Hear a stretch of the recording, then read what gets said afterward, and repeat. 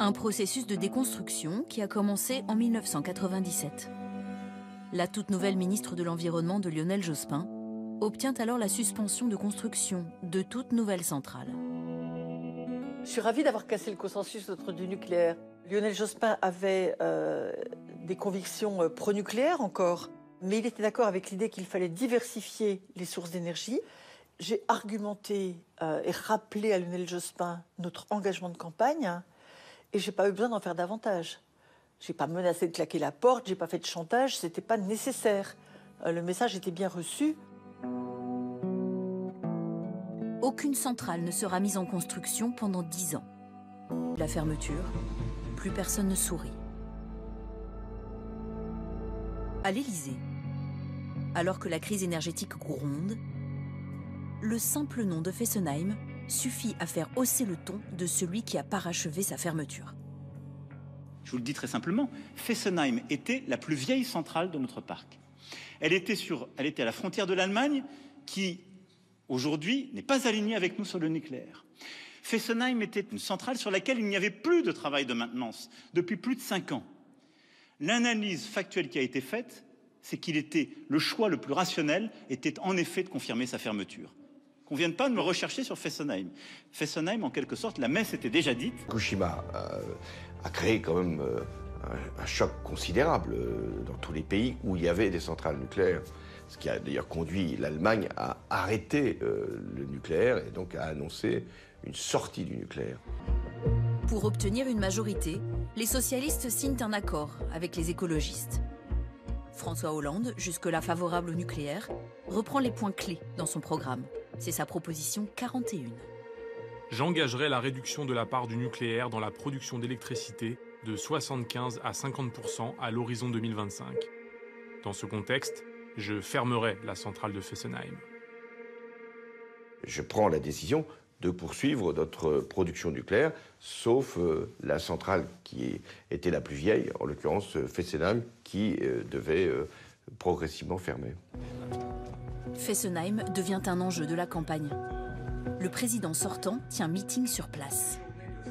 Je n'accepterai jamais la fermeture de la centrale de Fessenheim pour des raisons politiciennes, pour des calculs politiciens qui n'ont rien à voir ni avec l'énergie, ni avec la sûreté. Dimanche 6 mai 2012, François Hollande est élu président de la République et répète son intention de fermer Fessenheim. Ça a été un coup de tonnerre. Il faut bien voir que jusque-là, aucun pouvoir politique, que ce soit de Mitterrand, etc., n'avait annoncé qu'on allait fermer les centrales. Et quand le président de la République, en poste, dit « je vais le faire », là, ça change tout. Fermera pas. Commence alors un incroyable feuilleton politico-industriel. En plus de l'opposition des salariés d'EDF,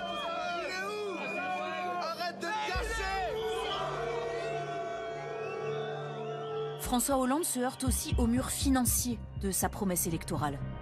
Il reçoit une avalanche de rapports qui montrent que la fermeture coûtera beaucoup plus cher que prévu. Manque à gagner de l'exploitant et indemnités à verser, 4 milliards d'euros. Des indemnités élevées, car Fessenheim est une machine à cash. Elle rapporte 1 million d'euros par jour à l'électricien. Entre l'Élysée et EDF, le torchon brûle. D'autant plus que sans le soutien d'EDF et de son président, impossible de fermer la centrale. Or, les autorités chargées de la sûreté du nucléaire n'évoquent aucun motif justifiant un arrêt. Au contraire. L'autorité de sûreté avait conclu au fait que l'exploitation était correctement assurée sur le réacteur de Fessenheim. Donc il n'y avait pas de défaut de maintenance. En termes de sûreté, il n'y avait pas d'alerte particulière sur Fessenheim. Le président de l'ASN dit même qu'elle est l'une des plus sûres du parc nucléaire français. Mais une échéance arrive pour la centrale, la visite décennale. Une grosse révision indispensable pour prolonger son fonctionnement au-delà de ses 40 ans. Pour réussir ce contrôle, EDF doit réaliser de gros travaux et ajouter des pièces coûteuses. François Hollande profite de l'occasion pour changer la tête d'EDF. Il nomme un ancien copain de lycée, diplômé de Polytechnique, Jean-Bernard Lévy.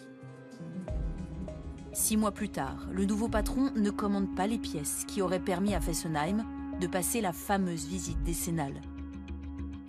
La fermeture est alors inéluctable.